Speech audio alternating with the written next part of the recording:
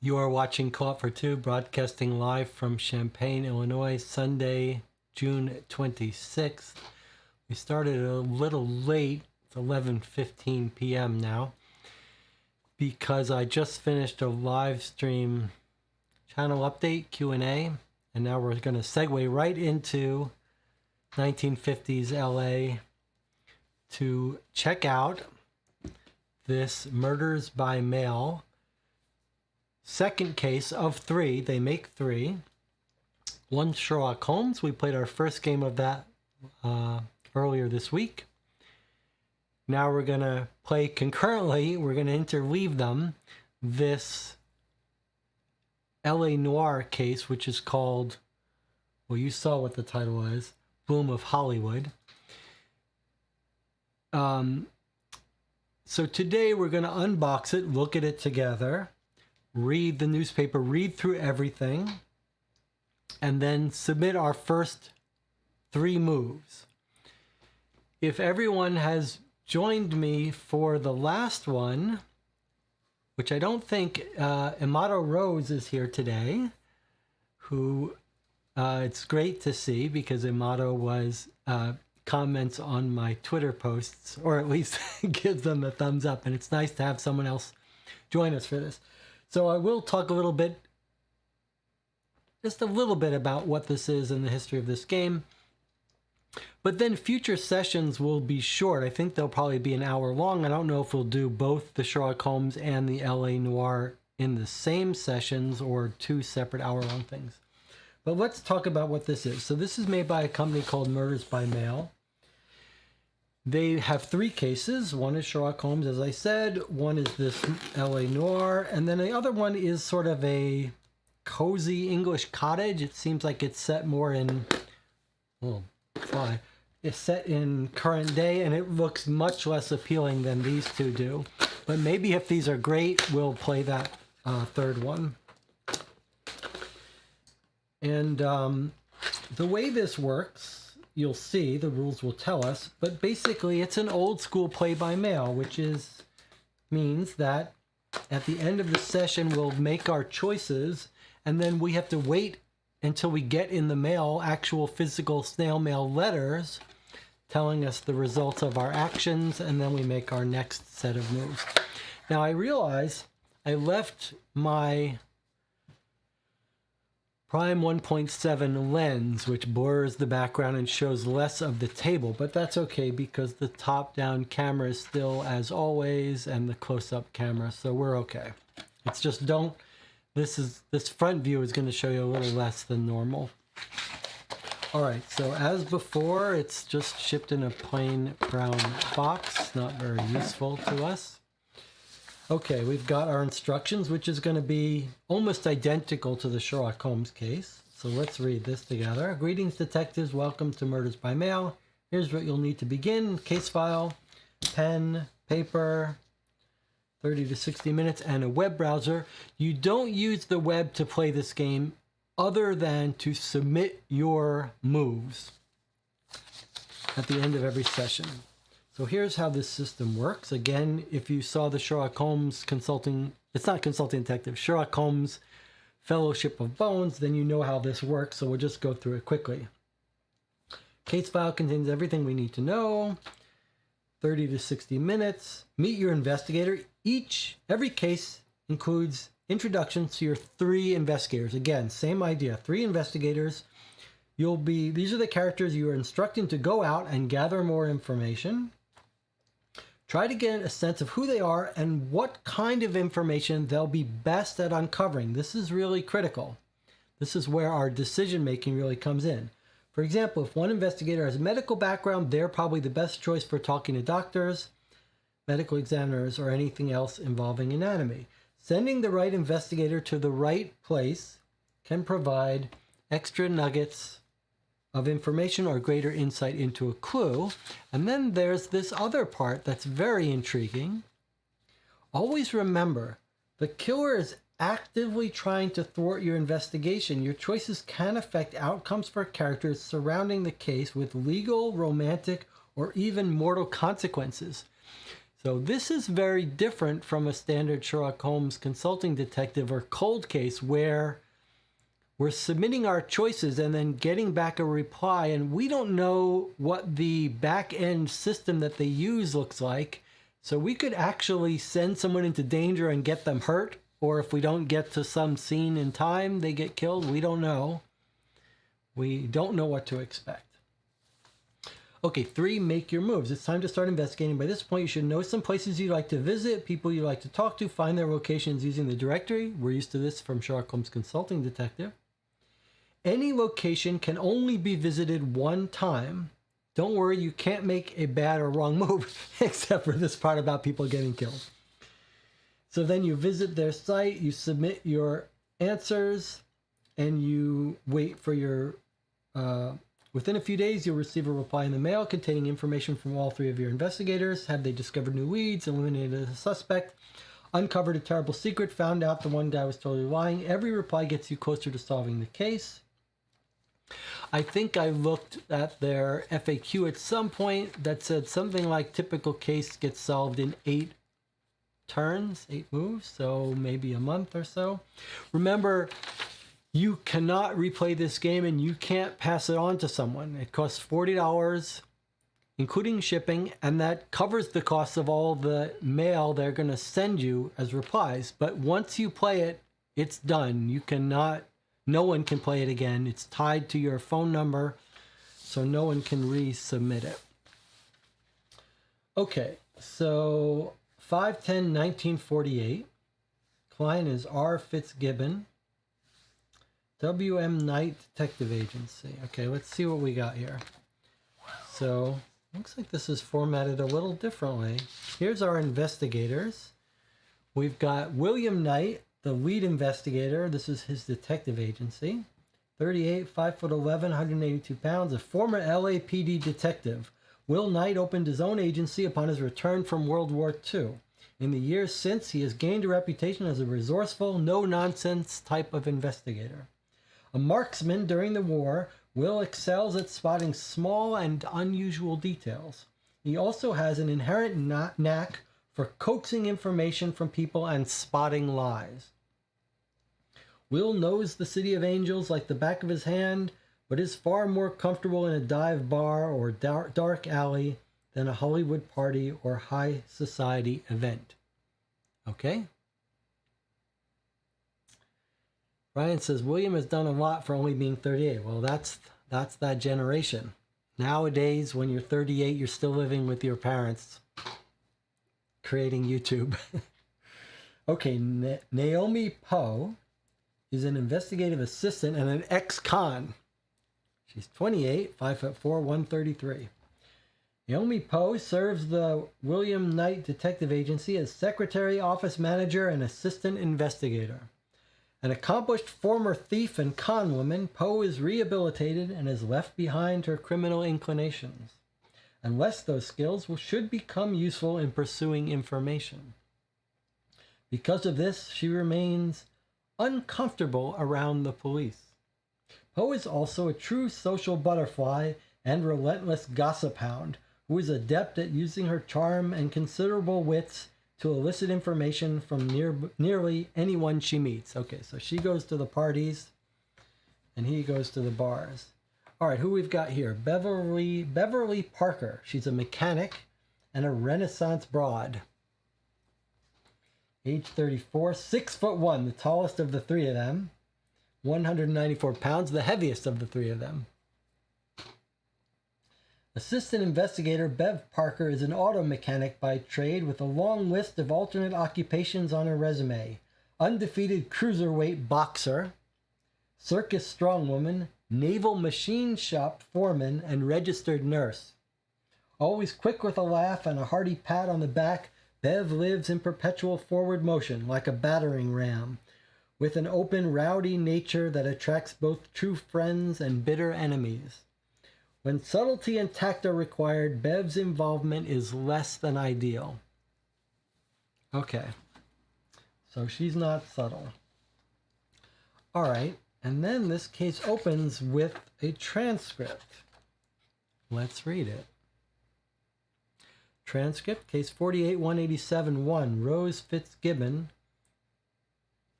in parentheses, Violet York. Maybe that's her nickname or something. We can only play this once, so we're going to feel free to write on this as much as we want. So here's Knight, the head of this, William Knight, who's talking to his client. Miss Fitzgibbon, do you mind if Miss Poe takes dictation while we speak? It can be helpful to have a record of this discussion to refer to later on. No, that's fine. Thank you. The date is May 10th, 1948. This is the initial interview with Miss Rose Fitzgibbon regarding the death of murder. Yes, the murder of the actress Violet York. Can you please state your name and age, ma'am? Rose Elise Fitzgibbon. I'm 59 years old. And Violet York was your daughter? My youngest. York is only her stage name. Her agent made her change it. I see. And she was found dead. Murdered? Yes, murdered last night in her own home. This is front page news, Miss Fitzgibbon. Why hire me? The LAPD are already working the case. Yeah, but they have it all wrong, Mr. Knight. I spoke to them most of this morning, and that police detective, he's already sure he knows who did it, and he can't be right. He just can't be. That's Detective McGinty? Burke McGinty? That's right. He's sure some mobster killed her, but that's just not possible. My little Vi would never associate with someone like that, some kind of common criminal. She was a good girl, Mr. Knight. She may have been famous, but it didn't change who she was inside. Yeah, well, that may be, but if the police have a suspect already, there's probably a good reason for it. You do understand I'll need to follow whatever leads I find. I know you will. I want you to. But I want you to believe that Violet was a good person. Good and very smart. She's dealt with brutish men before, Mr. Knight. She knew how to avoid trouble. That's why Detective McGinty can't be right. Even if she did know this Rosselli man, she would never have allowed him into her home. Is there anyone else you suspect? Anyone she knew who might mean her harm? No, she knew so many people from theater, from the studio, from all those parties. But they all loved her. No one who knew Violet would want to hurt her. No one who truly... Then she's crying, unintelligible. I'm sorry, Mrs. Fitzgibbon. I know this is difficult. Please take your time. Oh, thank you. I'm sorry. I still can't believe she's gone. Before I forget, I want to be clear, I'm hiring you on her behalf, Mr. Knight. You're not working for me. You're working for her. Does that make sense? Pause. Yes, ma'am, it does. Now, with regards to the police, her home is still a crime scene. Getting a look around in there would be a big help and saves you from having to describe everything you saw. As her next of kin, could you... Oh no, I can't go back there. No, I couldn't bear. But here's a key. You have my permission to go and look inside. You have permission to do whatever you need to do to find out what happened to my sweet Violet. Thank you, ma'am. I'll do my best. That's the end of the transcript. So here's the key she gives us. She says it's not Rosselli. That's who the detectives think. Got Detective Burke McGinty. Okay.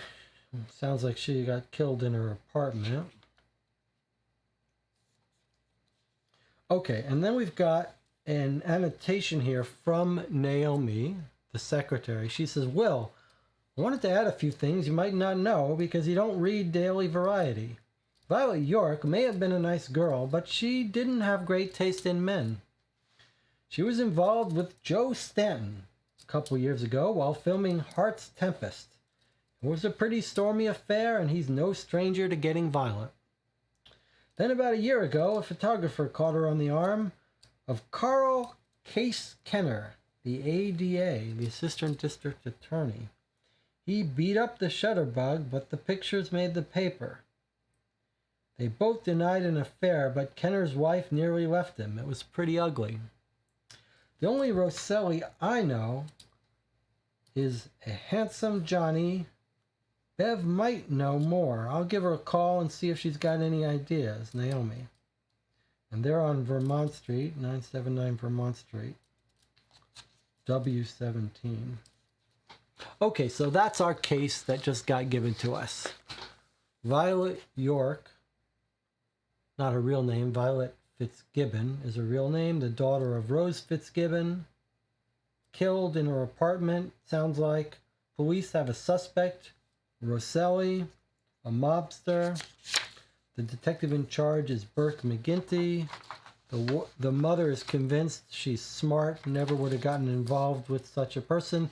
And even if she did get involved, never would have allowed him into her home. And then she doesn't know any other suspects. Our secretary says, yeah, the mother thinks she was pretty innocent, but actually she likes dangerous. She likes the bad boys. She named a couple that she was involved with, Joe Stanton, who sounds like maybe an actor in a movie, Heart's Tempest, stormy affair. He would get violent, and then she also got her involved with the ADA at the time. And the only Rosselli I know of is Handsome Johnny Rosselli. Okay. And Bev might know more. All right, let's see what we've got here now in our supplies. We've got a newspaper. Let's get this rest of this out and then we'll look at it. We've got a list of what looks like allies in Sherlock Holmes Consulting Detective. Name, what they do, what location they are, and a little bit more of a description. We've got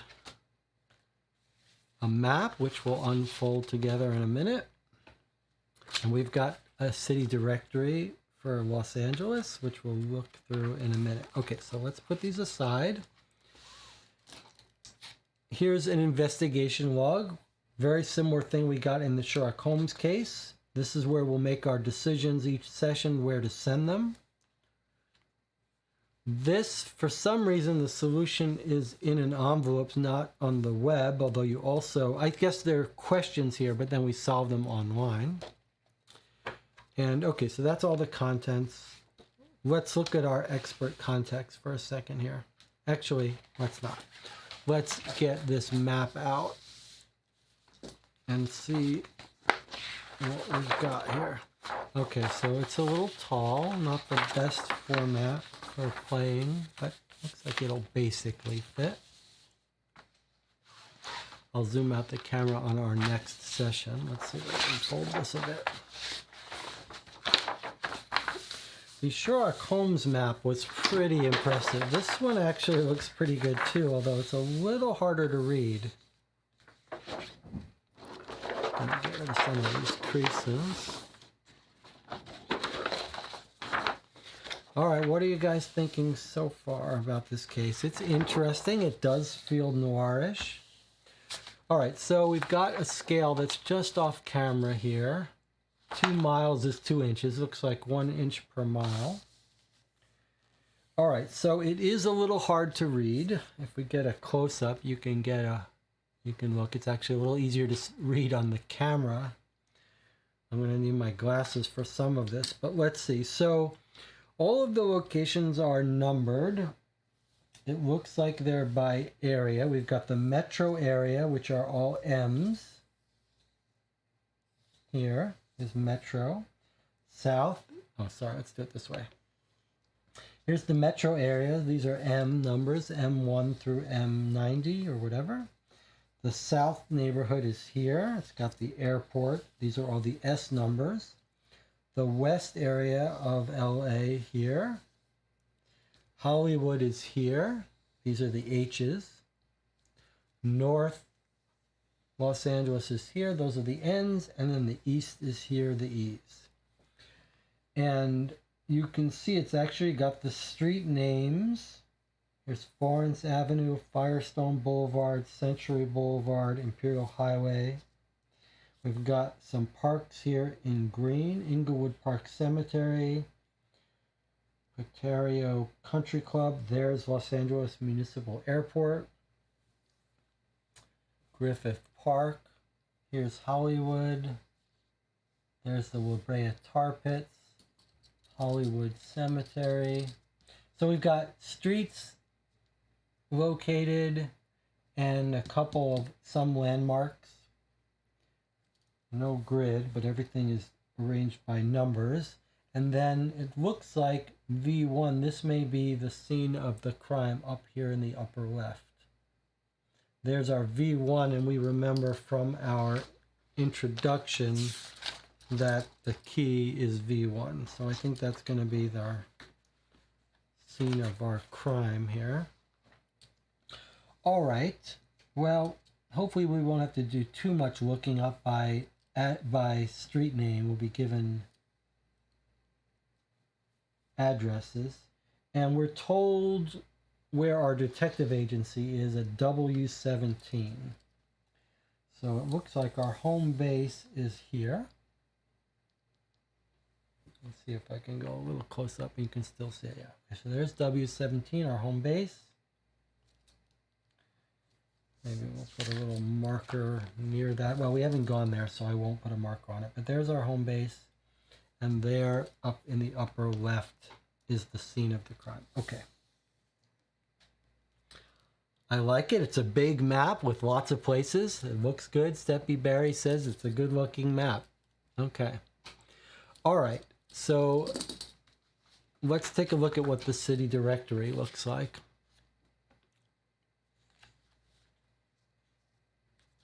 Has a nice different look than our Sherlock Holmes. Okay, here's a map of neighborhoods.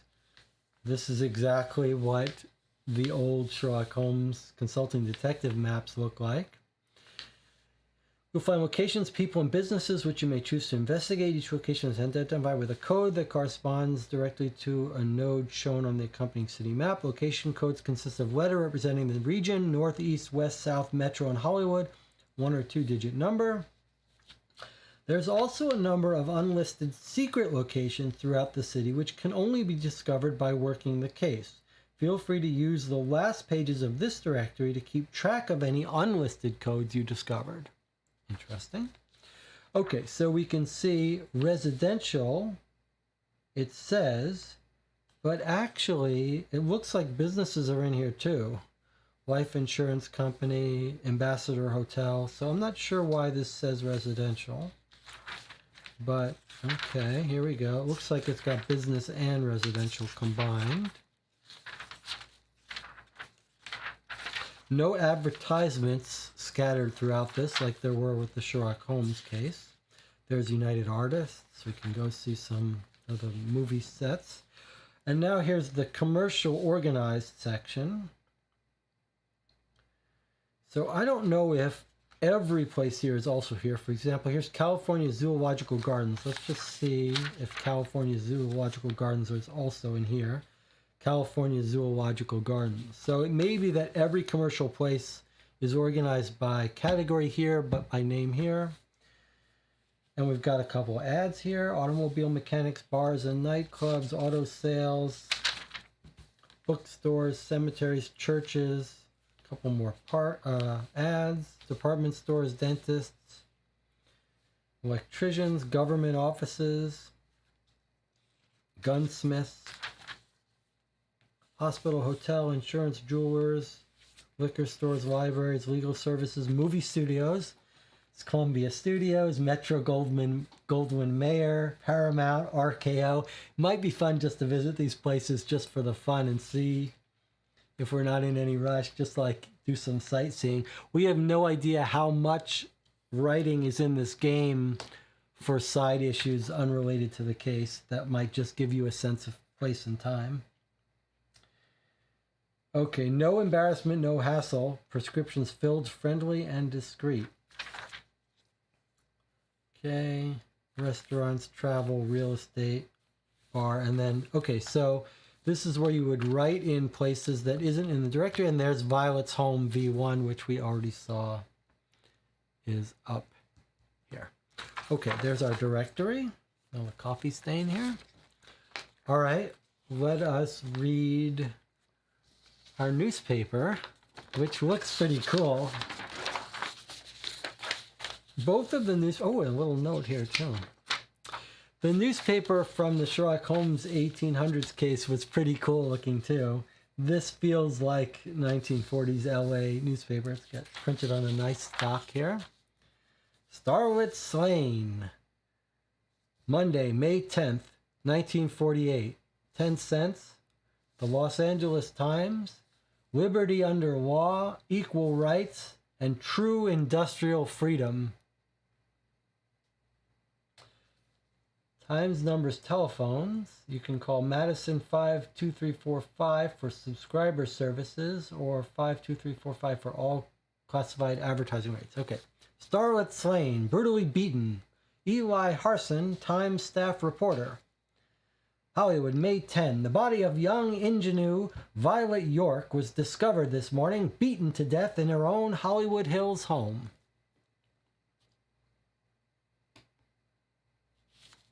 It's better if you can see the whole paper, isn't it? Okay, we'll do it this way. Detective Burke McGinty, LAPD, insists the perpetrator will be apprehended in short order, though no suspects have been named at this time.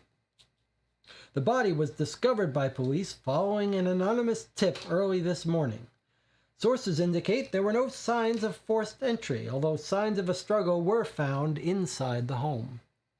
The Hollywood tabloids have reported extensively on her personal relationships with both matinee idols and prominent lawmen alike, but Miss York lived alone. Cinema fans across the nation will mourn the loss of a lovely and talented young performer. The actress, just 26 years old, was only weeks removed from signing an exclusive 4-picture deal with Champion Studios. York's last film, Heart's Tempest, was the number 4 box office draw of 1947, grossing more than $5 million in box office receipts. Daily Variety reports that her next film would have reunited her with Tempest co-star and one-time beau, Joe Stanton. The film, Great Blue Love, was scheduled to begin next month. Production will be postponed indefinitely while York's role is recast. Ingrid Bergman and Donna Reed have been suggested as possible replacements. Ingrid Bergman, one of the true stunning beauties of the time. If you haven't seen good Ingrid Bergman movies, there's some good Alfred Hitchcock ones. She's quite shockingly captivating. Okay. York is survived by her mother and one sister. Funeral services will be private. Condolences may be sent to the Times. So she's got a sister. Might want to note that. She got a sister. There's their film, the new film, Great Blue Love. And then Joe Stanton was going to reunite with her. That's interesting. Okay, she's 26 years old. Okay. Stassen and Dewey battle. Portland, Oregon, May 10. The battle between Harold E. Stassen and Governor Thomas E. Dewey for Oregon's Republican presidential delegation entered the final stage today. Stassen will fly to Oregon next Friday, 3 days ahead of his original schedule, to campaign against Dewey primarily on the issue of outlawing the Communist Party in the United States. The Oregon primary will be held May 21st. The winner will gain considerable prestige in western states. Dewey headquarters said Stassen's decision to return early to Oregon was an act of panic and desperation, and asserted that Dewey had made heavy inroads into Stassen's strength throughout the state. Water supply near normal. Sacramento, California. The valleys of the Sacramento and the San Joaquin, drought threatened only weeks ago, faced the summer without serious water shortages. That optimistic news came today from the State Public Works Department, fourth snow survey bulletin of the season. Reservoirs filling. All the reservoirs on the two rivers and their tributaries, excepting Millerton Lake behind Friant Dam north of Fresno, will be filled to capacity before the spring season ends, reported hydraulic engineer Fred Paget. A normal runoff from snows and rains is expected for the Sacramento and its feeders, said Paget. Record storms in the month of April 10 led, continued on 10A. This is double-sided, okay. Confusion, oh, here's a picture. There's Violet York, by the way. Quite fetching. Top, Violet York's most recent headshot. And above, York's picturesque cottage, scene of the sordid and violent crime. Okay, hard to make out anything much, but there's close-up of Violet. Remember, we've been hired on her behalf, not the mother, so this is who we're trying to solve this case for, to bring her justice. And there's her home. Can't make too much out of it. Looks like maybe there was a fireplace. Wooded. Okay. Confusion at World Court. The Hague, NL. The Hague in the Netherlands, I guess. NL. Helmut Totenhofer, a prominent Nazi SS officer scheduled to be tried for war crimes at the International Court of Justice, ICJ, this week, was first reported missing, then as escaped, before being found dead in another cell within the detention center in Scheveningen. A mishandling of paperwork is believed to have caused the confusion and temporary loss of the prisoner. The death is as yet unexplained. ICJ officials have called for a full investigation into the matter. This is not the form of justice we seek here, said Benjamin B. Ferenz, U.S. Army prosecutor. But there are many, perhaps thousands, who will be happy to learn Herr Totenhofer is dead. The disruption caused a temporary delay in normal court activity. Just to remind you, if you're watching this for the first time, reading the newspapers of these cases is always like the hard work you do, but this just gets done once. Future sessions won't involve so much reading of newspaper, won't involve any reading of newspaper. So this is just the price we pay up front to get started. Fight rages for highway to Tel Aviv. Greatest battle war in Palestine between Arab and Jewish forces. Beirut, May 10. Official Arab sources admitted today that Jewish forces have captured Safad, key city of North Palestine, and the last big town earmarked for the Jewish state not already in Zionist hands. Jerusalem, May 10. Jews and Arabs fought a bloody battle outside Jerusalem today, while the International Red Cross reported increased hope for a truce of God within the holy city. Arabs and Jews have agreed tentatively. Jacques de Renier, International Red Cross representative here, said to a plan which would make Jerusalem virtually a hospital in the midst of warring Palestine. 12 miles to the west, Arabs were holding off an attack by strong Haganah forces on a big, continued on page 3A. Railroads seized by Truman. Every rail worker asked to cooperate. Washington, May 10. President Truman seized the railroads of the nation and called on every railroad worker to cooperate with the government by remaining on duty. More strikes. All of these noir films, or cases, there are serious strikes going on. That must have really happened all through the 40s and 50s. The president acted as representatives of the three brotherhoods which have called a strike for 6 a.m. tomorrow, and representatives of management continued fruitless discussions at the White House. Royal Rail's head, Mr. Truman, at 12:58 p.m. EDT, signed the seizure order and directed Secretary of the Army Kenneth Royal to operate the lines in the name of the government. At about the time the executive order was issued, representatives of the three brotherhoods left the White House, declining to say whether their members would accede to the president's work request. Government officials asserted confidence from the first that the seizure maneuver would prevent the strike. In Chicago, the AFL president, William Green, said he believed the AFL union involved. The switchman would, continued in TA, and then we have a little advertisement here, a five-tube Crossley radio table model, 1995. You can pick it up at Klein Furniture Company. These will all be real stories that were really in the news on this day, or near this day, by the way. All right, let's see what we got on the back. A couple more stories and ads. All right, let's go through this.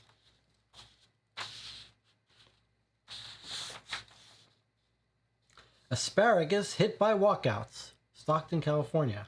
Asparagus workers started the 7th day of their strike today, and growers were admitting that the strike was cutting off the flow of asparagus and forcing canneries to curtail operations. Canneries for canned asparagus. With the crop maturing rapidly, the growers said 6,000 acres had already been lost and nearly half of 63,000 acres was standing idle. A mobile picket line organized by the striking CIO, food, tobacco, and agriculture workers toured farms yesterday with 100 automobiles joining the caravan. An additional 200 workers were induced to leave the fields, the union claimed. The union said 4,500 of an estimated 6,000 workers were observing picket lines. Growers reported only 1,000 workers actually were on strike. These numbers have not been confirmed. Effort to end dispute of docks. A renewed attempt to negotiate a new Pacific Coast longshore contract between CIO longshoremen and waterfronts employees will be made earlier this week by federal conciliator William P. Howerhan. Woodmen meet tonight. Madeira Camp 161, Woodmen of the World, will hold its regular meeting this evening in the Masonic Temple at 7:30 o'clock. Andrew Grace will preside. Coyotes slipped in Fresno game. The Coyote scalps were left on the lot of the Roosevelt High School in the Friday afternoon game. When the dust cleared from the stampeding Rough Riders, there were 15 marks on the scoreboard for the Riders, while a lonely 0 graced the spot under the name Coyotes. Locate ruins, Yesterages, Little Lake, California. Scientists today dug through prehistoric ruins of what may have once been one of California's largest cities. Mark R. Harrington, curator of the Southwest Museum in Los Angeles and head of the expedition, said the new find is the first discovery of Pinto culture relics in their original site. The city was inhabited from 3,000 to 15,000 years ago by somewhat smaller ancestors of modern man. Container fire. These are like local stories. Police and fire departments responded to a disturbance in the port of Los Angeles last night. A container in Cargo Terminal 12 became dislodged from the top of its stack and fell to the ground, causing the material inside the container to catch fire. The contents of the container are unknown, as the fire damaged external markings and the harbor master's office has not yet identified the origin of the container. A second container may be missing. No one was injured. Boy, that sounds fishy. Look at this. Safety gasoline is given tests. Cleveland, May 10th. A new type of aviation gasoline may be the answer to the death toll from fires that blaze up after airplane crashes. An aeronautical research committee reported today. Research has been underway for months for more than 6 months. The Subcommittee on Aircraft Fire Prevention of the National Advisory Committee for Aeronautics said a new safety fuel is ready for its first test hops as soon as mechanical and operating difficulties can be smoothed out. An initial test flight ended with a fire. Hawkeye Electric Company, conduit, wire, fixtures, motors, electrical repairing, and plumbing supplies. Okay, a couple more. We're almost done here. Another try at roulette, Las Vegas, Nevada. 5 more college boys were $800 ahead today after a fling at the Las Vegas roulette wheels. Onlookers said the California youths seemed to skip indiscriminately from one number to another on the wheel. The students said their moves were carefully plotted but wouldn't explain their system. They were about $800 ahead when they quit yesterday after 29 hours of play. They did not say if they would return. The youths, all of Los Angeles, were Donald Sundblom, 21, Gerald Hamilton, 24, John Hayes, 24, Norman Martin, 24, and Wayne Snyder, 21. You can go talk to them and find out their system. 2 college boys who last week admitted you can't win on Las Vegas roulette wheels tried to prove today that they spoke too soon. The 2 from University of Chicago went back to the wheels this morning to give their system another fling after 5 University of Southern California students netted $800 for 29 weekend play. The Chicago students, Dr. Roy Wolford, San Diego, and Albert Kibbs, Chillicothe, turned unlucky after a brief flurry of success here. Last fall, they won $12,000 in Reno, playing only number 9. Casinos in that city have asked they not return. Okay, Stoddard's, where Hollywood eats, open all night, 24-hour delivery, nice. And Jonathan says, free hot dogs, who do we send? Grand opening special, free hot dogs, buy one at regular price and get one free. Today and Sunday, 11 a.m. to 7 p.m., A&W Root Beer, corner of 3rd and Western. Well, we could send someone there and see what happens. Okay, almost done. Let's see what else we got here. Used cars. Here's some real bargains. A 1941 Chevy Deluxe 4-door, $1,295. How'd you like a car for only $1,200? 1941 Ford Deluxe Coupe, $1,185. 1934 Chevy 4-door, $285. A 1939 Buick, $250. Your friendly Ford dealer. And Globe A1 products, we can make it. Premium quality, doesn't even say what they make. All right, we're almost done here. Let's finish up. Holman Tree Ouster asked. West Orange, New Jersey. C. Melkin Arslanian complained today that his landlord is trying to evict him from his home in a tree. He said he certainly wasn't going to take it lying down. He had his treehouse, which is 65 feet above the ground and deep in the woods atop West Orange Mountain, for 16 years. Arslanian, 65, is a Yale graduate, a bachelor, and a successful dealer in Oriental rugs. He built his treehouse as a protest against civilization. Arslanian has been happy in his rent-free home, but, he said, the man who owns the land wants him to make room for an amusement park. Arslanian's house is perched near the top of a 101-foot red oak. Is that a real story? Racer fatally hurt. Tulare, May 10. Jim Robertson of Sacramento, veteran of 5 years of midget auto racing, died in Tulare Hospital Saturday night after his racer flipped and rolled over. LA has firebug. Los Angeles, May 10. A firebug set small blazes in 4 different downtown flop houses within an hour early today. Brief of local interest items. It wouldn't be surprising if something here wasn't related to our case. Miss Pat Lillingston and her fiancé, Richard McCullough, spent the week visiting her parents, Mr. and Mrs. H.E. Lillingston, in San Jose. Dan and John Avila spent Friday and Saturday fishing at Lake Millerton. Mr. and Mrs. Ray Page and daughter spent yesterday in Mariposa visiting Miss Page's mother, Miss M. Jones. Let's not forget where our victim lives is up in Hollywood Hills, it looks like. Mr. and Mrs. Roy Leon spent the weekend visiting Mr. Leon's mother in Modesto. Richard Crahenbull and Chris Stevens spent Saturday fishing in Kerman. Mr. and Mrs. Howard Long and family and Mr. and Mrs. William Foreman and son attended the baseball game in Kerman. Mr. and Mrs. Frank Noli of Areola District were hosts at a late Sunday afternoon family dinner honoring her mother and father, Mr. and Mrs. William Wilson, on Mother's Day. Mr. and Mrs. George McCool and Sons, Bill, Charles, Elby, and Kenneth, spent Sunday fishing at Lake Millerton. Elby landed an 8-pound bass. Reverend J.S. Bellinger spent today in Firebaugh helping in a financial campaign for a new Methodist church there. The site for the church has been secured as well as some of the material.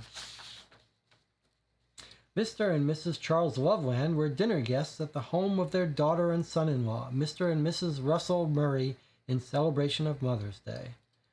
Dick Loveland of Daly City, formerly of Madera, was in Madera yesterday to see his mother, Miss Charles Loveland, on Mother's Day. Mr. and Mrs. John Vowles and Miss Mabel Vowles were the guests of Miss Phyllis Loveland at her cabin at Sugar Pine over the past weekend. Mr. and Mrs. Hart N. Cook of Modesto, formerly of Madera, spent Saturday evening with Miss Cook's parents, Mr. and Mrs. George N. Mickle. Visiting in the home of Miss Ada Andress on Mother's Day were Thomas K. Andress and wife of Fresno and Ernest J. Andress, wife and sons of Bakersfield. Is it of any interest to us that this is Mother's Day when she got killed? Might be something to keep in mind. I'll just write up here Mother's Day to remind us. Mr. and Mrs. A.T. Hayes returned Saturday from Fort Smith, Arkansas, where they were called due to the serious illness of Mrs. Hayes' mother. Mr. and Mrs. Dale Ledyard and baby son Dale Jr. of Pasadena spent the weekend with Mrs. Ledyard's parents, Mr. and Mrs. David Whiteside. And here's a personal BT. I know what gold does to men's souls. LM. Interesting. All right. Well, there's the paper. And there's Violet again. And let's see. What is this last thing in our collection? It's a note for Will from Bev. This is our third person. 10:04 a.m. on 5/10. Remember, the newspaper is May 10, and our transcript interview was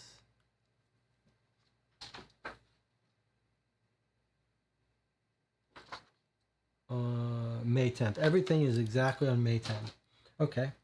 So Bev called back, returned a call. Bev says handsome Johnny Rosselli has a son, Nick, who's a real piece of work.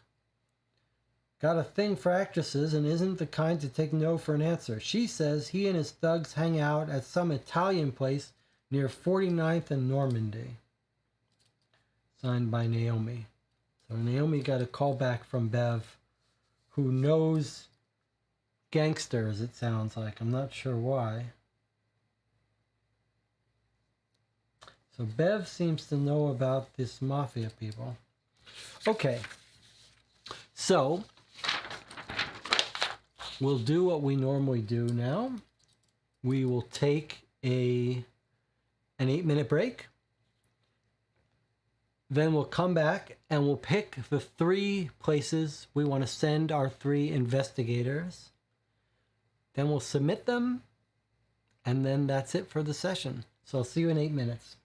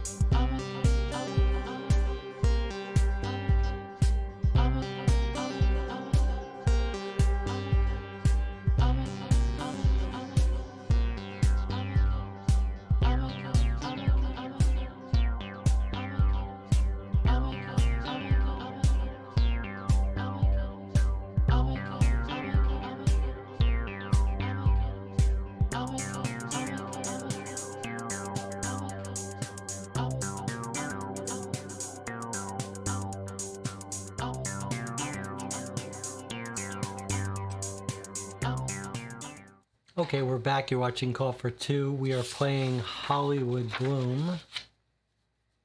Bloom of Hollywood. That's going to be hard to get that right.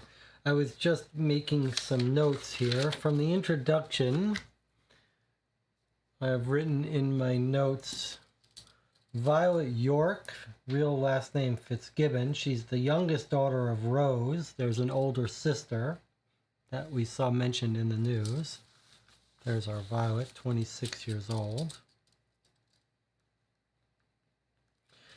Burke McGinty is the detective in charge. They suspect some Rosselli. We know from this note here, there's a handsome Johnny Rosselli and he's got a son, Nick. They both seem a bit violent. We're told by Bev they hang out at an Italian place at 49th and Normandy, which we might want to go to. We've got mention of another suspect, Joe Stanton, who she had a stormy affair with on her previous film, Heart's Tempest, and they're due to reunite for this current film that she was killed. And then we're also told in our introduction that she had an affair with Carl Case Kenner, the ADA, who beat up a photographer. And then furthermore in the news, we know the picture deal is with Champion Studios. We're told she was beaten to death. There was no signs of forced entry, though there were signs of struggle. That's again in the newspaper here. No signs of forced entry, signs of struggle inside the home. Champion Studios. This is telling us Joe Stanton that she was set to reunite with him. And here we are having one sister. And then I just did note that it is Mother's Day in the paper. I didn't see anything else that jumped out at me in the paper as being related to our case. Although there was this weird suspicious fire.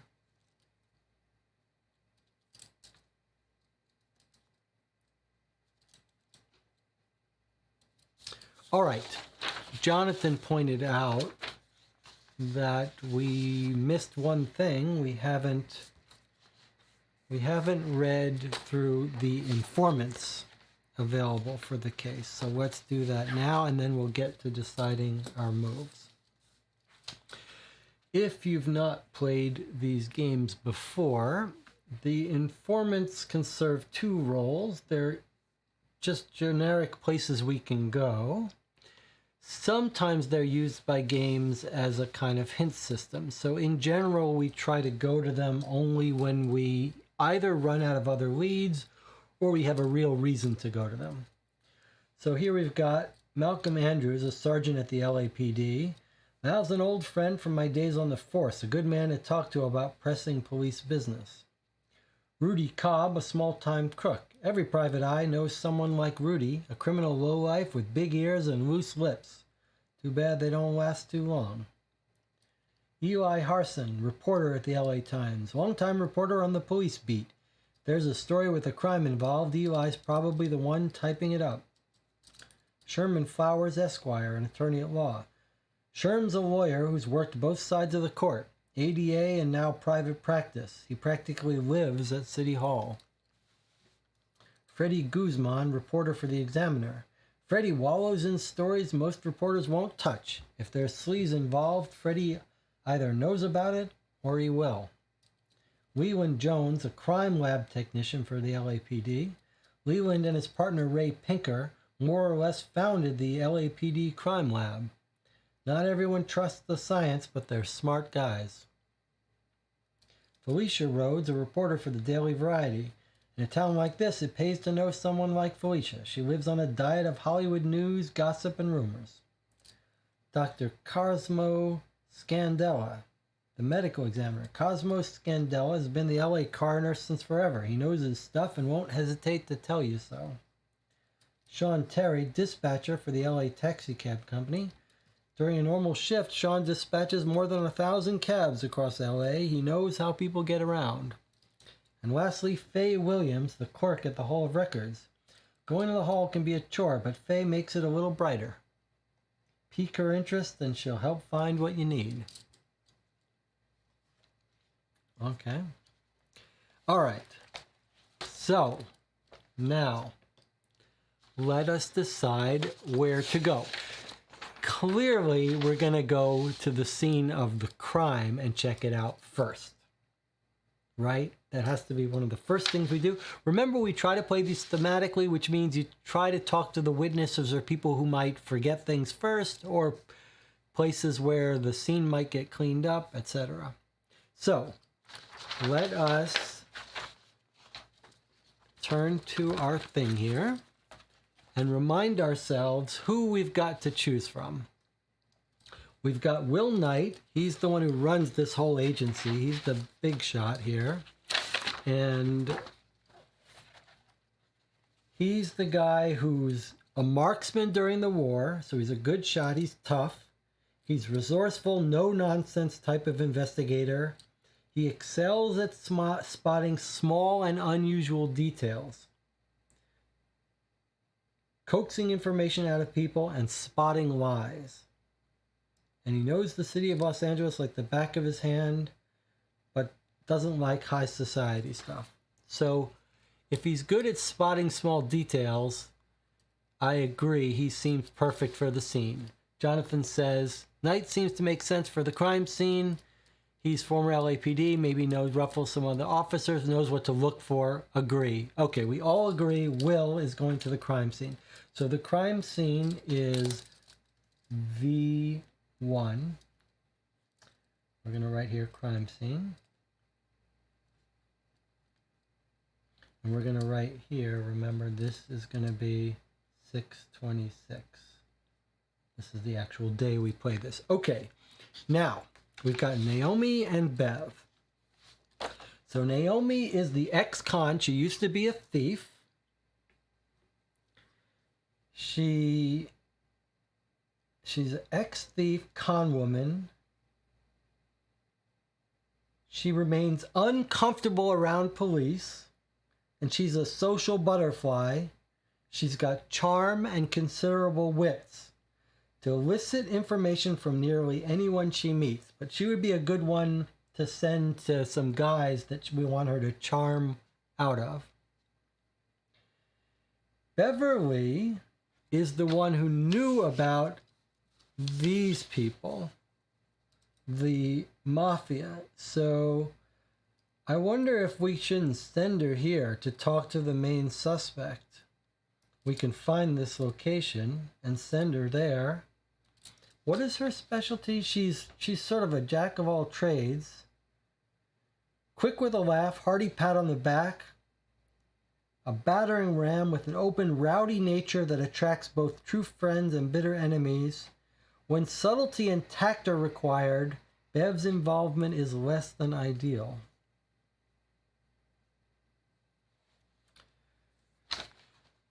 All right, where do we want to go? We've got this place where the mobsters hang out we could go to. We could go to the medical examiner, but that seems like another job for Will. Steppy says this might be something for later, but I'm wondering if visiting the sister would be a good call.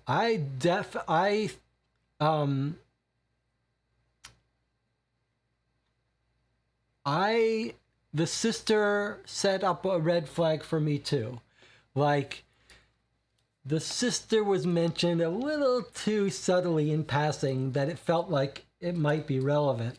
So I wonder, let's look up Fitzgibbons and see if we can find the sister in the directory. I guess let's find these places.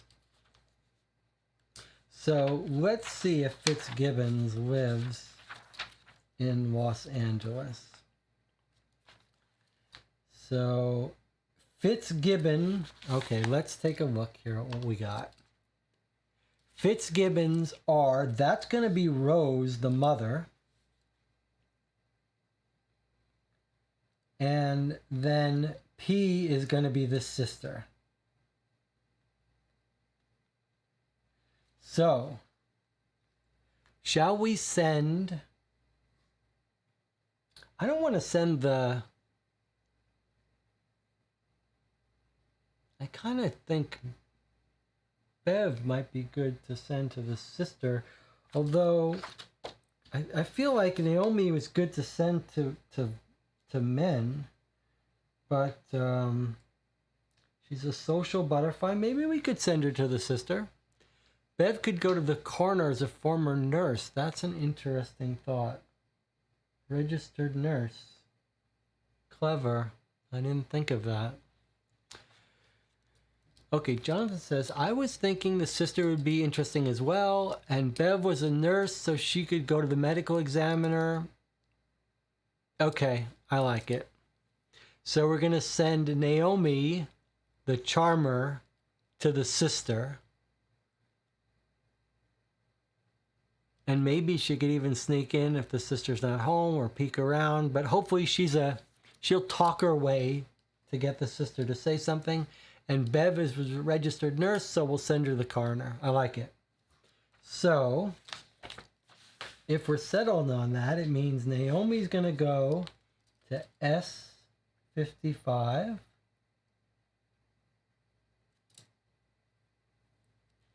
And Bev...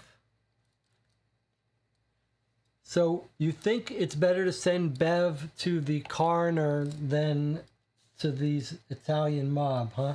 I think it does make sense. But if they're hanging out at this place, are we risking them? I guess they hang out here regularly. All right, I'm going to make a slight counter argument just in terms of role playing. Because we did the same thing in our previous case. We said, well, the body at the autopsy is not going anywhere. But if this guy's the chief suspect, he could get picked up, right? So we might figure thematically and role-playing wise that it's more important. But who would we send here? We'd have to, well, Bev goes in, did you kill her? No subtlety, then they kill her as well. Well, but Bev does know them. I don't know why Bev knows this.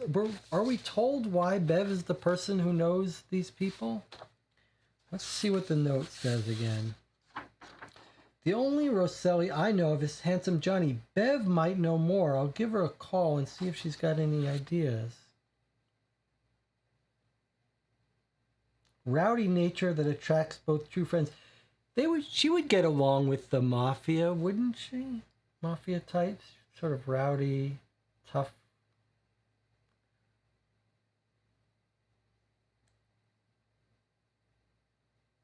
Or would it be better to send the con woman? That's the only question in my mind. Like, I think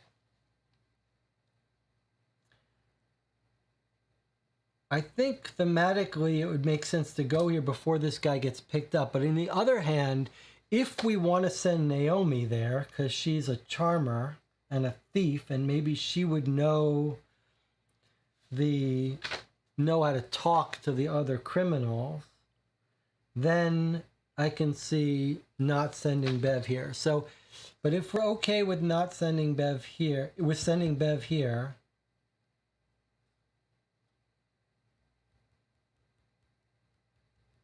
then let's send Bev here now. Did she fight in her past? Yes, she was a boxer. She was a cruiserweight, undefeated cruiserweight boxer. Okay, let's send Bev to this place. And let's find this place on the map. 49th and Normandy. And we'll go to the autopsy after we talk to this guy. All right, let's find 49th and Normandy. 49th and Normandy. We don't really know our way around Los Angeles. So we're going to have to let's try to find something. 59th Street, 53rd, 48th, 48th.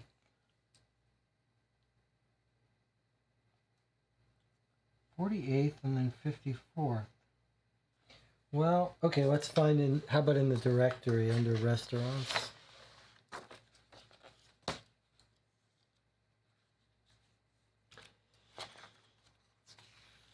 But Steppy says, I really do like Bev for the coroner next time, though. Great catch on the nurse detail. Yeah, I do agree with that.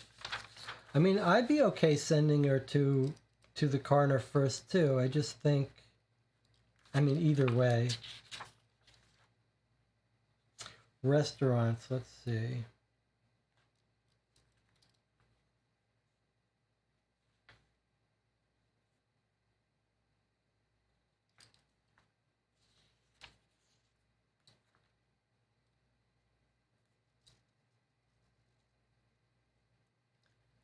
Italian place. Any Italian places in the newspaper where Hollywood eats H22.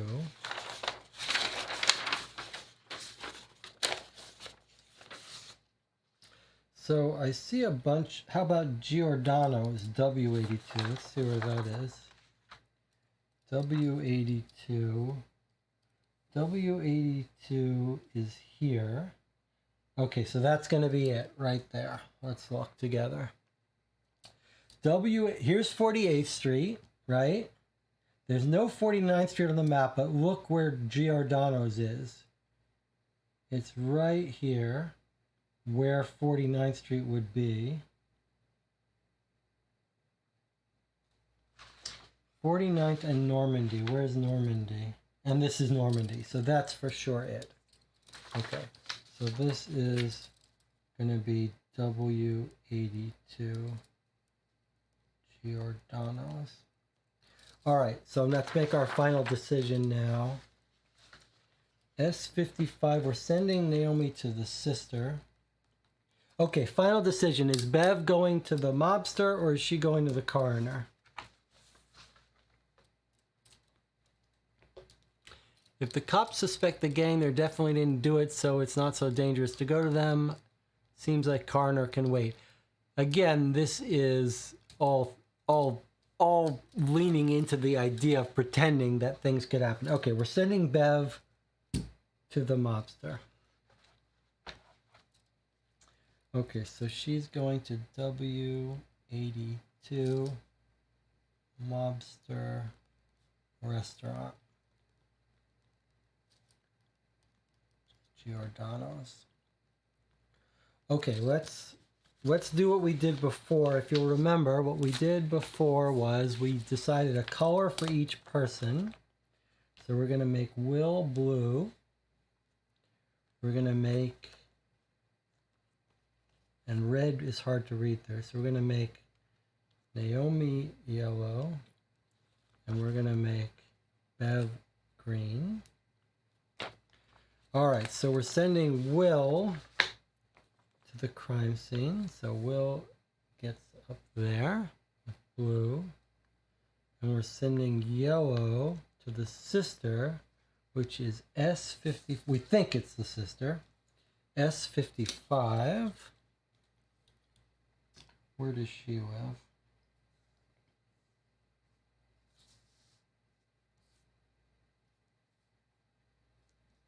Okay. There's the sister's house. And then Bev is going to W82, which is quite close to where the sister is.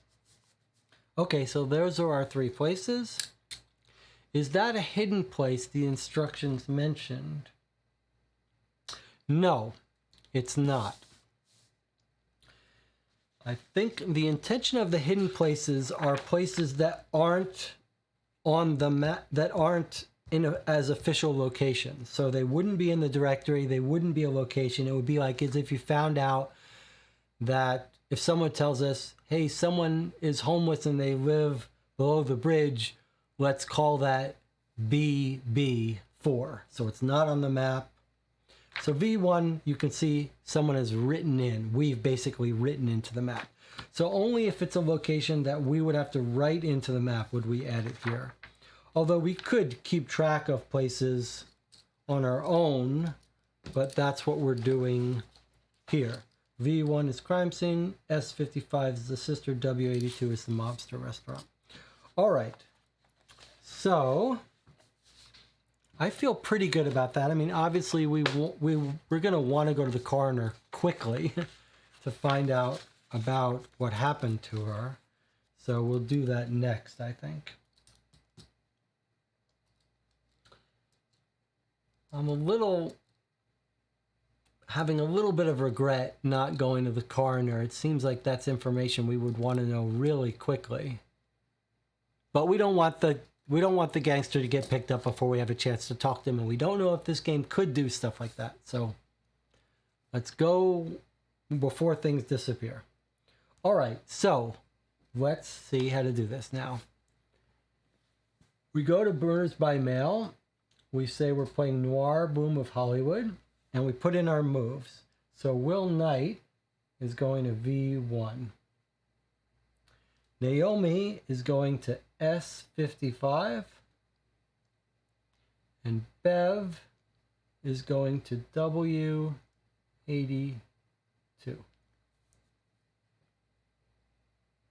And S55 we found in the directory under Fitzgibbons. Let me just make sure I'm writing that right. S55, yes. Okay. So we send the move. Last chance. Send move. Okay, that's it. Now we just wait for the mail to come with our results of sending those 3 people. I am quite curious to hear what the scene of the crime looks like. It sounded pretty brutal. We'll send Bev to the coroner next. I feel like Will is sort of going to be good in any situation where you have to observe details. But yeah, this is a very fun mechanic where you get to decide who to send where. It's one of those things where it's fun to give you something to chew on, even if it doesn't make that much of a difference. We suspect that who you send to a place might just give you an extra like little one line. If you send the right person who's good at it, they might give you more, but I don't know. This is a noir game. The chance of there being a little romance is pretty good. So maybe we should have sent Will to knock on the sister's door. Maybe we could set up a little romance going with the sister. Maybe something to consider for the future. We'll have to decide when to schedule the next playthrough. I'll post on the Board Game Geek Guild for Co-op for 2, which you can find a link to on the YouTube community tab. I'll post a note. Maybe we'll start a new thread for the play-by-mail cases. And I'll post a note when I get the replies in the mail. And the one thing we have to decide is whether we want to play both games in the same session, which seems like it's pushing it for me. But if they're really short sessions, we might. Amato Road says someone could get killed. That's what it says. It says, let's read this again. This is the key part. There's a skull. Remember, the killer is actively trying to thwart your investigation. Your choices can affect outcomes for characters surrounding the case with legal, romantic, or even mortal consequences. It seems unlikely, quite unlikely, that one of our 3 investigators will get killed, but we could absolutely get one of the people in this case killed. I can absolutely see us getting that sister killed if we're not careful or don't protect her. All right. Any other, now that we're here, anything else anyone wants to talk about? Anything before we sign off? An hour and a half? So about what it took us the last case. Steppy Berry says, I think trying them out separately at first would be good to help us manage information separately. It's absolutely true. There's a real danger of getting stuff mixed up. Anna says, I suspect someone else will be killed. I do feel like it'll be interesting to compare the two different case genres because, yeah, in a noir, you feel like people getting killed makes sense. This might be a nice time to mention a couple of the good noir movies. There's an article in the paper about water shortages in California. You all know one of the most classic, well-known film noir, modern film noir movies is Chinatown with Jack Nicholson. And it's interesting to watch. I've been watching The Offer, which is a series about the making of The Godfather. And the famous producer who was involved in that, who they made a couple biographies about, the kid stays in the picture. I'm blanking on his name at the moment. Maybe someone in the chat can tell me. Was the producer of Chinatown. And it's just at the tip of my tongue. And the other one that rings a bell, what was the other more recent one that has Kevin Spacey and a bunch of famous actors in it? Set in LA. Danny DeVito's in it as a photographer. Oh, my memory has not been so great lately. And then, of course, I always recommend High and Low, the Akira Kurosawa noir movie. Warner has the answer. LA Confidential. Yes, that's the other one. Chinatown, great. LA Confidential, great. High and Low, great. And then all the classic film noir movies from the 40s. Double Indemnity, Concrete Jungle.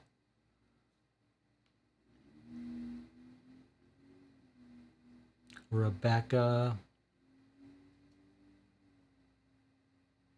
There are some great ones. All right, anything else anyone wants to talk about? Anyone want to share anything about stuff going on in their life that they want to talk about? Fun projects you're working on? Movies you've seen, books you've read, music you're listening to?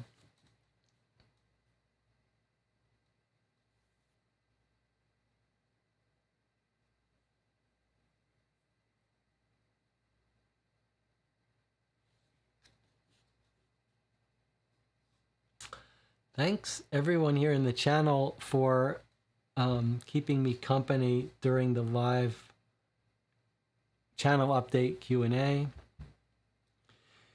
This might be a good time to mention that there's a thread on the guild section where we talk and share movie and book recommendations, mostly movie recommendations. So this would be a good place to get to go for sharing recommendations. John says, from the recommendation list, I watched The Last of Sheila 1973. I don't think I know that movie. How was it, Jonathan? Sheila 1973.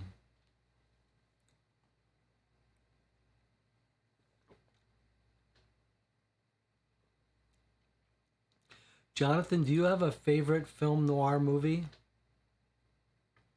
I think I'd have to get out my list. Amato Rose says, I watched Cold Weather that you mentioned last time. What did you think of Cold Weather? Cold Weather is one of those movies, I think Jonathan watched it and didn't love it. Truly, that movie has a very special place in my heart, but I couldn't exactly tell you why. There's something very charming about it. What did you think, Amato Rose?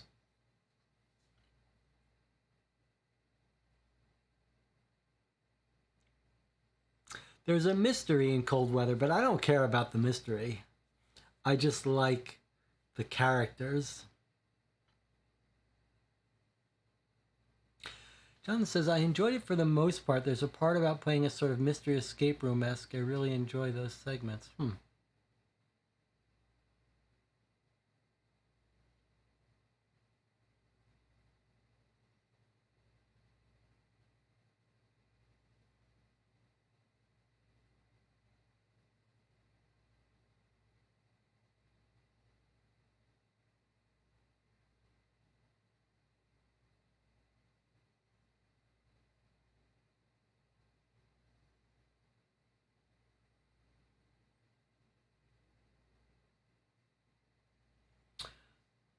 A downer ending, but in a good way. Yeah, I like the downer endings. Actually, I want to show you a new book I got pretty recently that I've not shown on the camera. Let's go to this and take off the picture while I get it. I still want to hear what Amato Rose thinks of Cold Weather.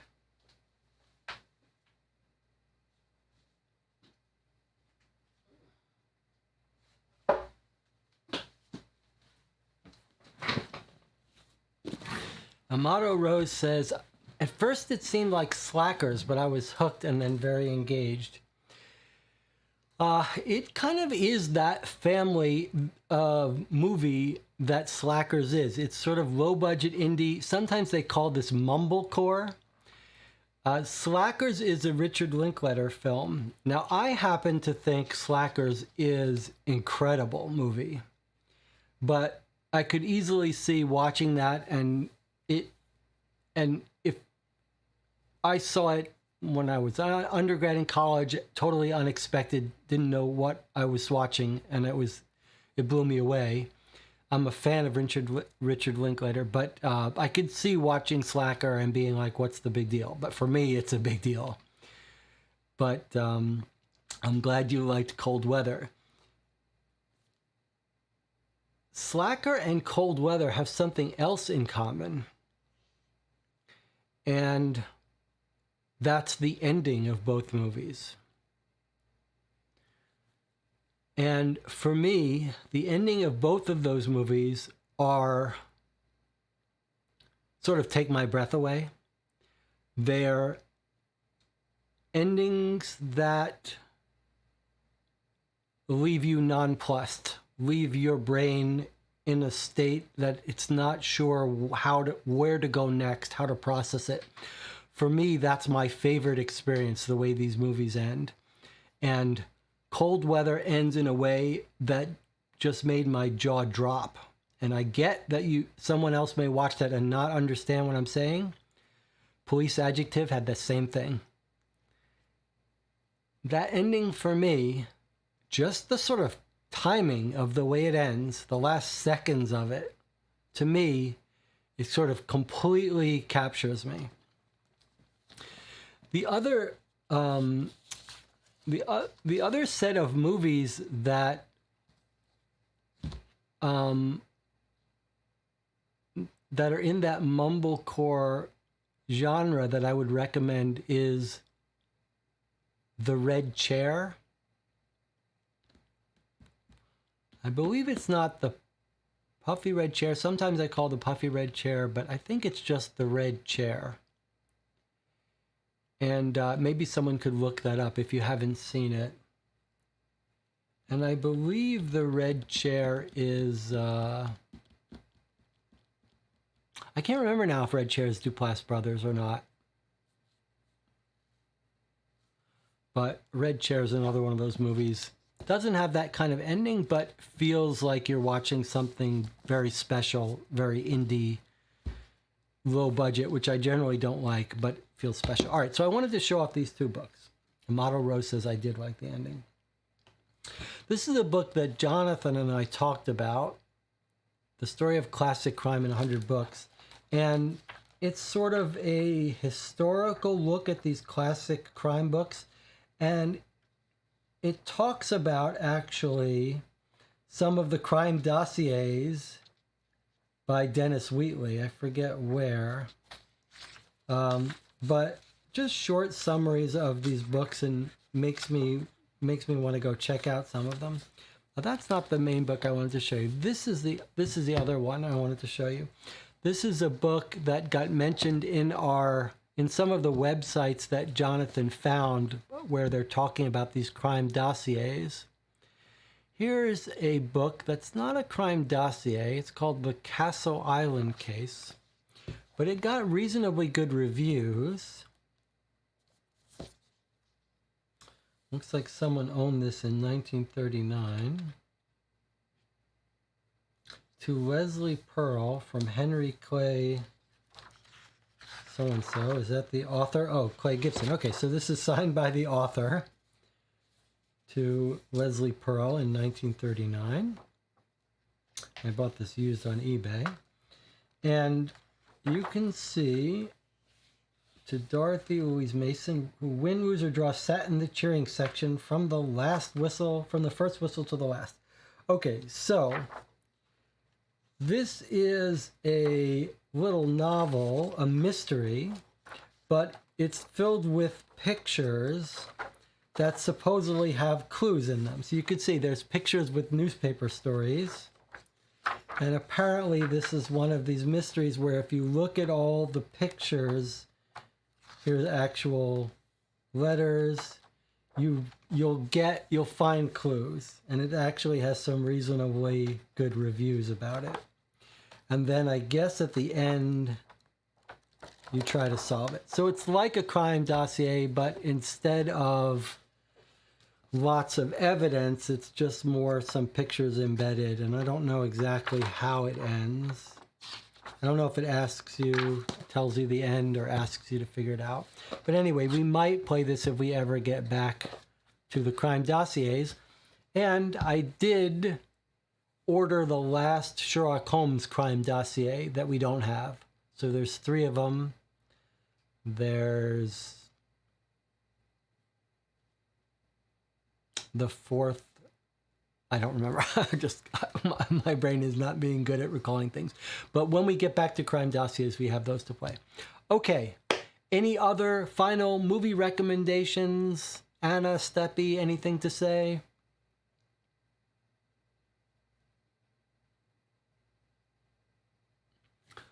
Otherwise, we'll call it a night.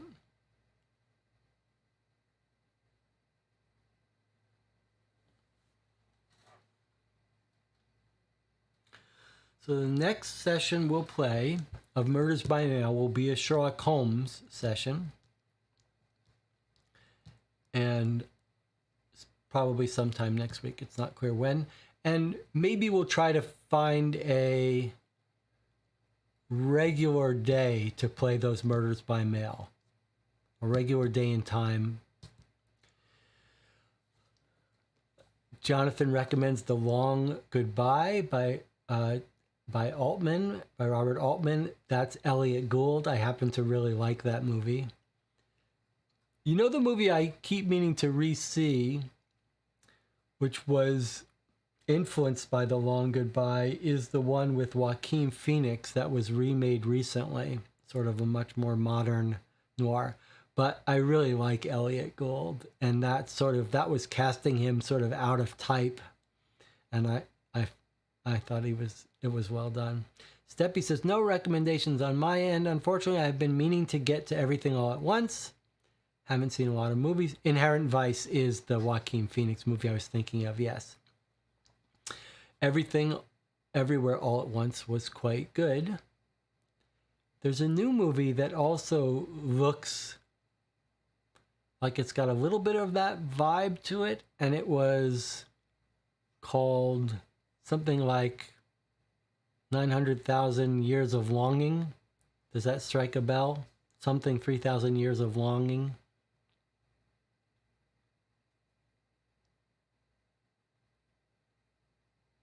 Has anyone seen the previews for that?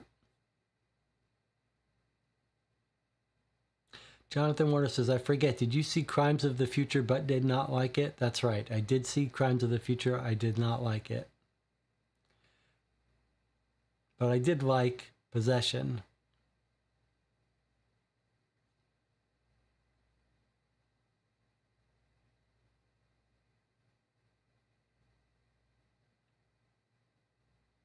Anna has given us a emoji. I'm not sure what it means. It's a smiley face with a peace sign or something. Oh, Anna says, noir is not really my cup of tea, except in detective games. Too dark for me. I see. Okay.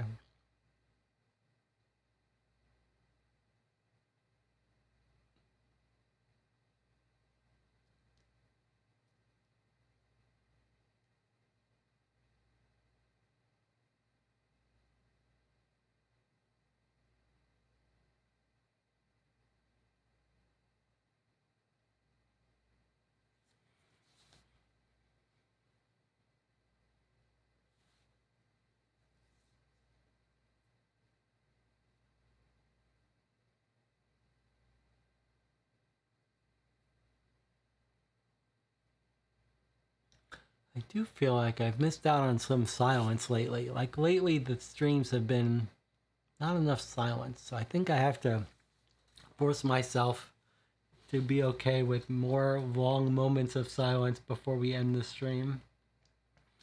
So if you guys have anything else to say, take your time.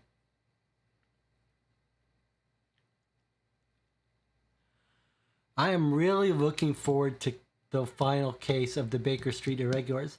I don't remember if I told you that I posted on the Guild forum the thread where someone's complaining about Case 9, the case we just played. And it's a long thread, and Dave Neal engages them. Dave Neal said actually Case 9 is his least favorite case from the box himself. And he said, Case 10 is big, long, and complex. So we're all going to need to come with our A game next week when we play the final case, and we're going to have to set aside at least 2 days. John says, and you also didn't like Jurassic World Dominion, right? Yeah. John says, I haven't seen it, but I saw a funny quote online about making the Joker of dinos who just wants to watch the world burn. I'm not sure what that means, but that's a funny connection. Yeah, I did not like it. It just seemed like they didn't care anymore.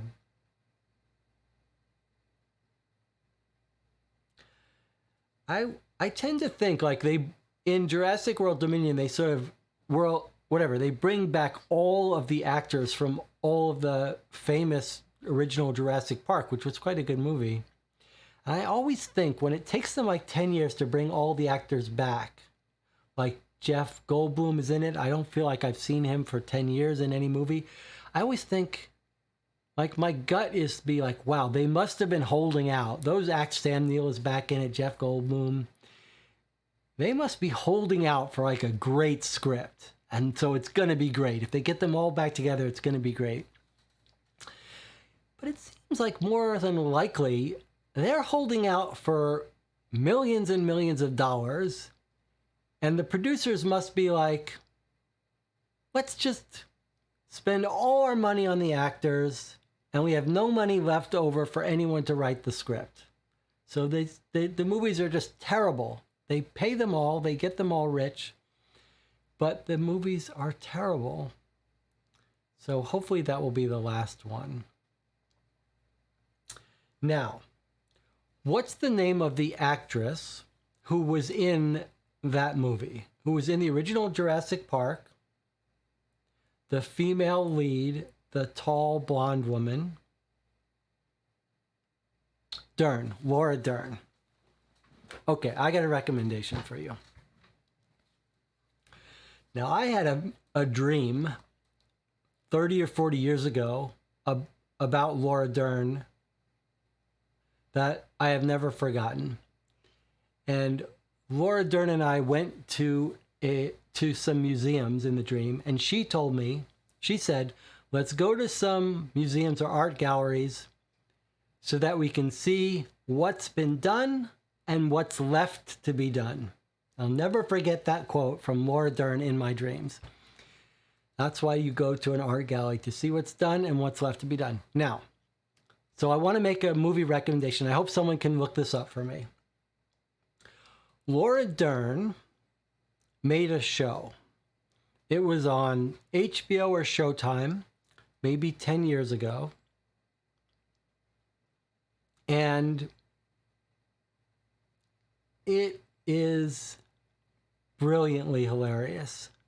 I can't remember the name of it, though. It's like a one-word title. And I highly recommend it. She also did a movie where she played the same kind of character. It's a movie about abortion, sort of politically apropos.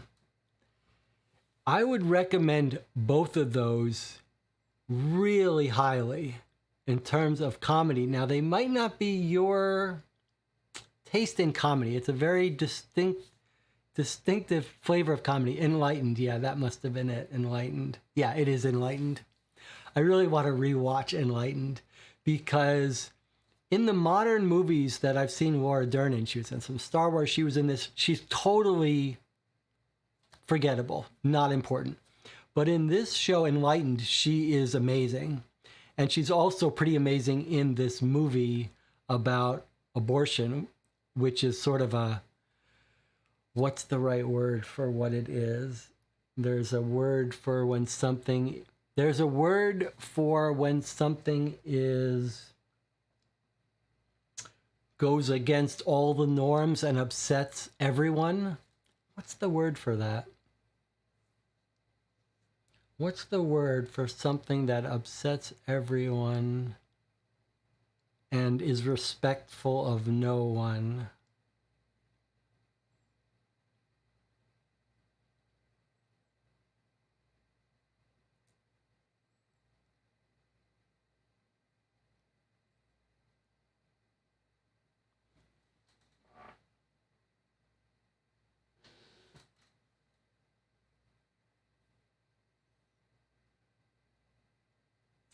Oh, what's the name of that? What's the word? That means having, not respecting anyone, sort of upsetting everyone.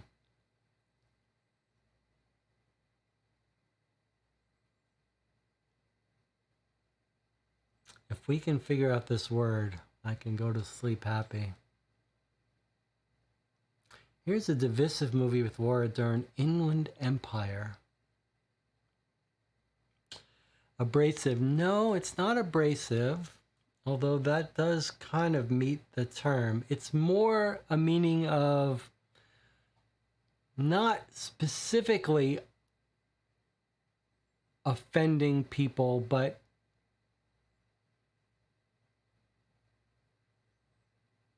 not caring who you offend, or being an equal opportunity. It sort of implies a sort of broad equal opportunity offense. Inland Empire, I don't know if I know that movie. Well, if we don't think of what word this is, I'll post it in the comments when I do think of it.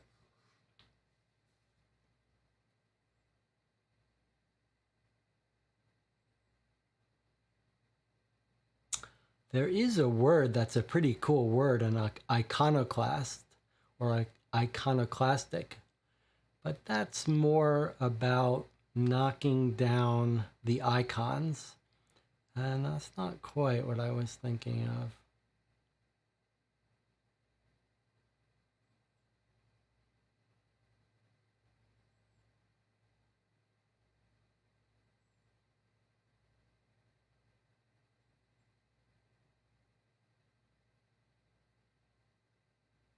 Inland Empire is a late Lynch movie. I'm not a huge fan of David Lynch.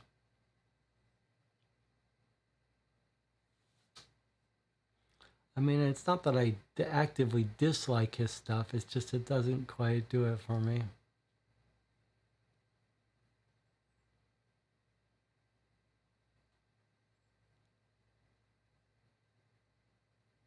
Steppy says, gotta leave for the night. Thanks for the game and chat. Okay, Steppy, thanks for coming by.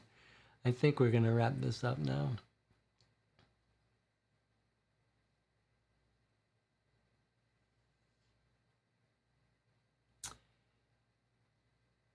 Is our CH in the channel Carol Haynes by any chance? Or is it a different CH?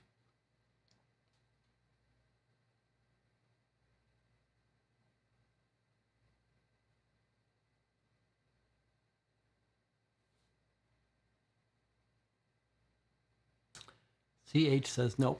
Carol Haynes was a person who was involved in a website I started in 2005 called Donation Coder. And she was very involved in that in the early days of Donation Coder. So I just thought maybe CH was Carol Haynes.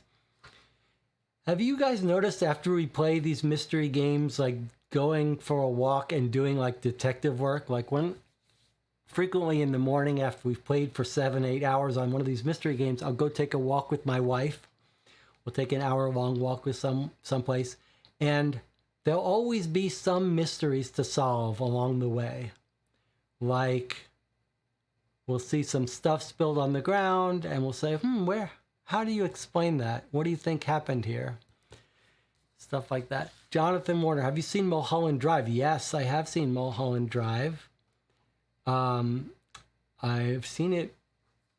Mulholland Drive is Nick Nolte. Is that right? I believe it's Nick Nolte, who I'm a fan of. And but I don't remember it all that well, but I did like it. I believe it's Nick Nolte.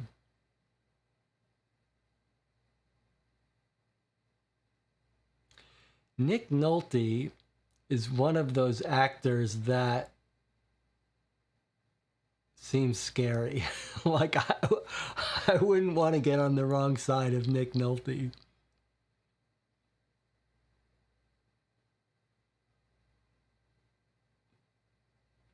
Amato Rose says, yes, me too. I don't know if that means Amato Rose has to leave or something else. CH says, seems like he could snap. Yeah. And he's like, there's a movie where he plays a bad cop. It's actually a pretty good movie, and it must be written by someone, a real writer, Sidney Lumet or something. And he just looks like dangerous. He seems dangerous, Nick Nolte. Like I completely believed him that he was like a crooked cop who would kill me if I was going to turn him in. Oh, the movie Amato Rose was talking about. Yeah. Maybe abrasive was the word I was thinking of.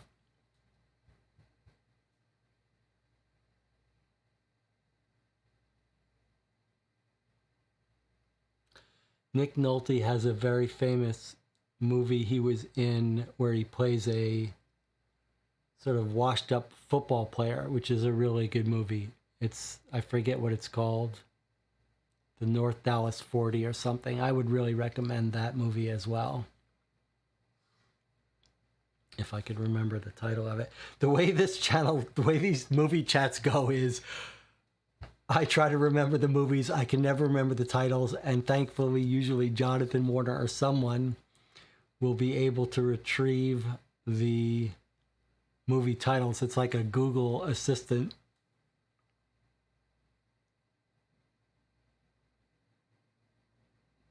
We really better wrap it up. Oh. All right, I'm going to give 10 seconds, 15 seconds for someone to come up with the name of the Nick Nolte movie about football players. John says, Laura Dern is the main star of Inland Empire, so if you like Laura Dern, you get to see her give some unique performances. I'm going to check that out. I've got two movies that no one has told me the name of. The football movie with Nick Nolte and the abortion movie with Laura Dern. It's not abrasive. I can almost feel it.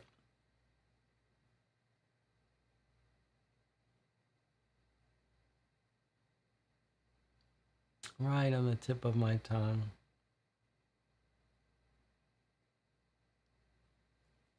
Maybe we should just sit here. I'm going to sit here in silence until I think of that word. I'll give myself a deadline of 20 minutes. So you guys can feel free to sign off or sit in silence, and I'm going to sit here for 20 minutes. Citizen Ruth. That's the abortion Laura Dern movie. Citizen Ruth. Okay. And that's the movie that's going to upset everyone. And that's the word I'm going to try to find. Okay, you guys can feel free to leave. Do not feel like you have to stick around. It was great having you join. It was fun playing. And I'm going to sit here. I've got some tea and coffee, and I'm going to try to think of this word. Feels like it's farther gone now than it was a minute ago. Irreverent. Yep, that's it. Well, you saved me 20 minutes. Irreverent is the word. There you go. can you paste the definition of irreverent?